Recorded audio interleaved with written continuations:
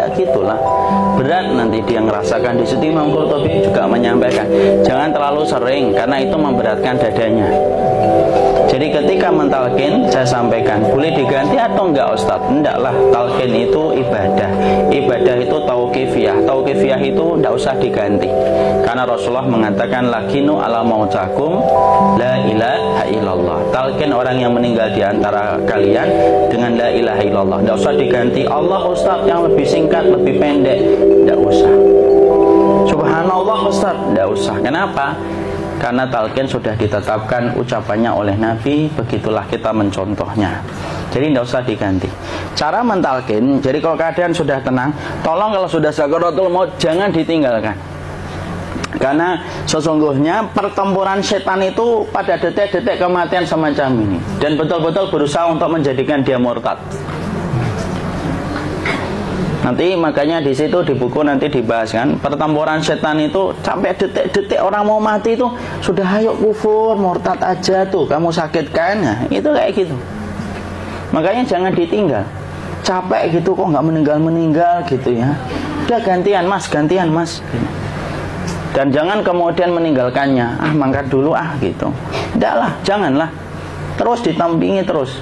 Kalau bisa ya sudahlah, berikan waktunya kita untuk sementara waktu itu betul-betul berkhidmah kepada orang yang kita cintai terakhir kalinya. Cara kita kemudian mentalkin adalah, yaitu adalah di sebelah kanannya la ilaha illallah. Biarkan dia mencerna dulu, tidak usah buru-buru kemudian kita langsung nimpali lagi. Dia mencerna dulu sembari kita doakan, peluk, ya Allah dimudahkan gitu. Kalau ada orang yang bisa ngucapin la ilaha illallah, itu siapa yang memberikan itu Ustaz? Yang memberikan kekuatan Allah Pak. Karena ngomong aduh aja sudah tidak mampu. Makanya Allah berfirman dalam surat Ibrahim, yusabbitullahu alladhina amanu bil qawli tsabit fil hayatid dunya wa fil akhirah. Allah teguhkan perkataan orang yang beriman dalam kehidupan dunia dan akhirat. Dunia itu ya ketika menjelang kematiannya. Makanya dia bisa ngomong la ilaha illallah. Sebenarnya ngomong aduh aja udah nggak mampu. Kalau bisa ngomong, dia pasti ngomong aduhnya dulu. Tapi Allah yang menggerakkan. Ngomong la ilaha illallah. Makanya mangkana akhiru kalamihi la ilaha illallah dakhalal jannah. Barang siapa akhir kalamnya itu adalah la ilaha illallah, pasti masuk surga. Makanya kita lagi la ilaha illallah. Dah, cerna dulu. Enggak usah minta diburu-buru ya. Enggak usah gini. Ayo la ilaha illallah. Ayo.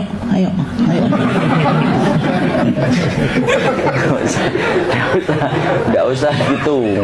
Ya, biarkan dia pelan-pelan gitu. Ayo tapak, ya Allah capek saya Pak. Enggak usah gitu. Ya ucapkan la ilaha illallah. Kemudian dia mencerna. Lalu kalau dia sudah mengatakan, untuk mengatakan la ilaha illallah. Ya, kalau sudah mengatakan la ilaha illallah, berarti sudah. Enggak usah ditalkin lagi, enggak usah.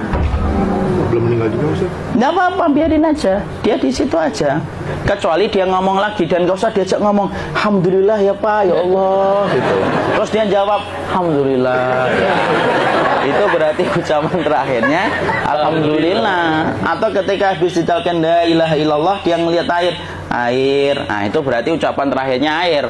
Talkin lagi. Nggak usah marah. Aduh Pak minta air. Mau minta air nanti aja dikubur gitu loh. Jangan gitu. Biarin aja. Jangan kemudian setelah la ilaha illallah, la ilaha illallah, terus ayo tutup, awas ya ngomong lagi ya. Nggak usah gitu juga. Maka kemudian setelah la ilaha illallah sudah, nggak usah diajak ngomong gitu.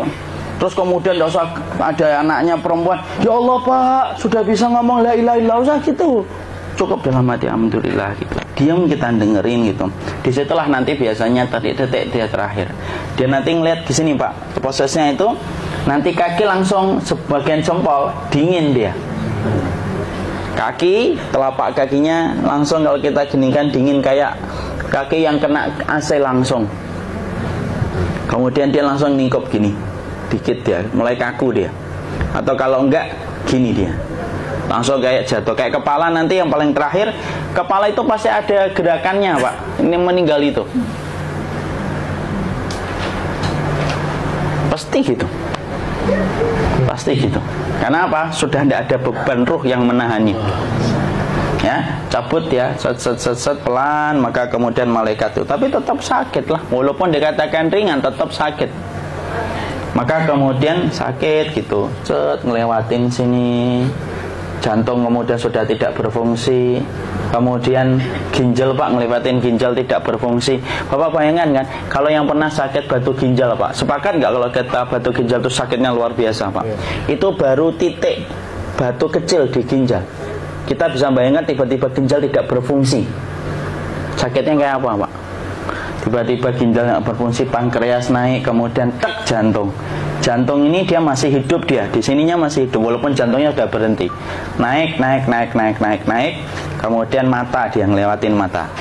Organ tubuh yang paling setia sama ruh itu mata. Maka kemudian mata dia ngelihat, dia ngelihat set keluarnya, set naik dia.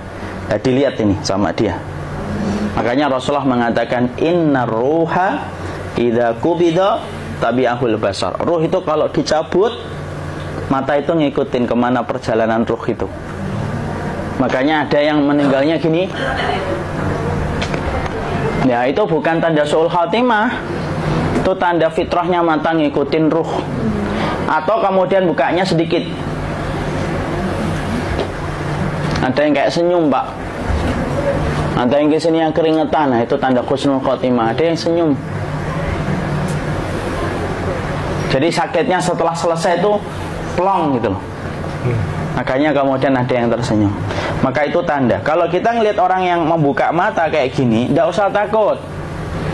Cepat-cepat kemudian kita nanti tutup. Biasanya kalau terlalu lama, itulah yang menjadikan ini tidak bisa ditutup. Makanya harus pakai kapas akhirnya. Karena apa? Karena pas meninggal nggak langsung ditutup. Biasanya karena perawat takut, dokternya juga nggak tahu, itu dibiarin itu. Makanya ada beberapa mata yang ditutup pakai tensoplas kan.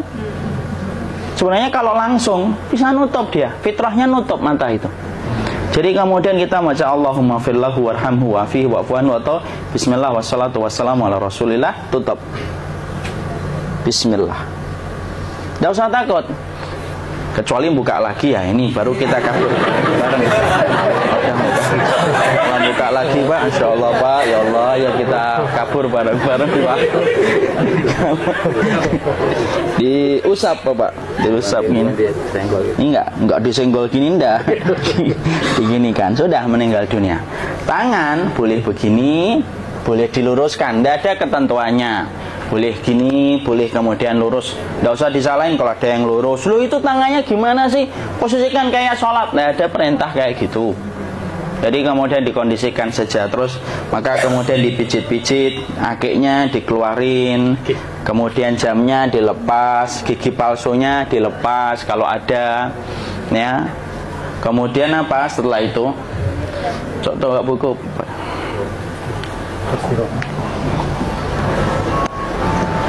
Kemudian kalau bisa awal-awal kemudian taruh buku atau sesuatu yang agak berat di perutnya ketika baru meninggal dunia. Kenapa kemudian ditaruh kayak gini? Bukan apa-apa, supaya membantu sisa-sisa pencernaan dia untuk keluar. Nanti Pak, biasanya kalau kita taruh agak yang berat gini, atau kemudian kita gini-gini kan, ini udah makan belum Maki? Udah makan belum makan kok udah gede ya. Maka pencet-pencet kayak gini biasanya nanti ketika dimandikan, nah pas dimandikan diginikan saja. Nah ini dia sudah keluar di belakang, dia gini, terus nanti keluar dia. Nah ini keluar langsung di belakangnya. Dan memperlakukan orang kalau sudah meninggal dunia itu yang lembut gitu. Kenapa? Inna kasra admil mayyiti kakasri admil hayyi. Mematahkan tulangnya ketika orang sudah meninggal dunia itu lebih dia rasakan sakit ketika mati daripada ketika masih hidup. Tuh Islam itu sampai sama orang mukmin itu kalau sudah meninggal aja sampai selembut itu. Kok hidup kasar itu, kebangetan dia jadi orang itu. Mau sampai orang mati itu kemudian disuruh yang lembut. Kalau ada aib disuruh nutup, tidak boleh diceritain. Misalkan di belakangnya beliau ini ada tompel, gagah-gagah tompelnya gede gitu, tidak boleh cerita. Masya Allah loh, sampai segitunya sunnah itu ngajarin kita untuk nutup aib. Kalau ada orang belajar sunnah sukanya buka aib, nyari-nyari kesalahan orang. Sunnah yang mana dia pelajari itu, saya bingung. Makanya kemudian gini, setelah selesai maka kemudian tutup dengan kain. Maaf ya, ya. Ya. Nanti kalau nggak kuat napas ngomong ya. Maka ditutup kayak gini, ditempatkan kemudian jangan di tanah tapi di atas dipan. Karena apa? Syekh Abu Malik Kamal Said Salim dalam Sahih Fikih Sunnah menyampaikan supaya tidak cepat busuk. Dia taruh di atas, kemudian ditutup pakai kain apa saja, ya, sembari nanti kita mempersiapkan tempat mandinya, tempat kafannya dan yang lain sebagainya. Maka kemudian kalau ada yang datang boleh dibuka, kemudian kita mencium ininya apa, kemudian keningnya, kemudian kita berdoa, nutup lagi kayak Rasulullah, ditutup, kemudian yang datang terakhir itu salah satunya Abu Bakar. Dibuka, kemudian beliau, ya Allah ya Rasulullah, engkau adalah orang yang percaya hidup dan matimu, dan tidak mungkin Allah itu mematikan engkau 2 kali ya Rasulullah. Maka kemudian ditutup kembali. Saat itu para sahabat dalam keadaan mendung semuanya. Maka disitulah kita lakukan kayak gini, ditutup gini Ustaz ya.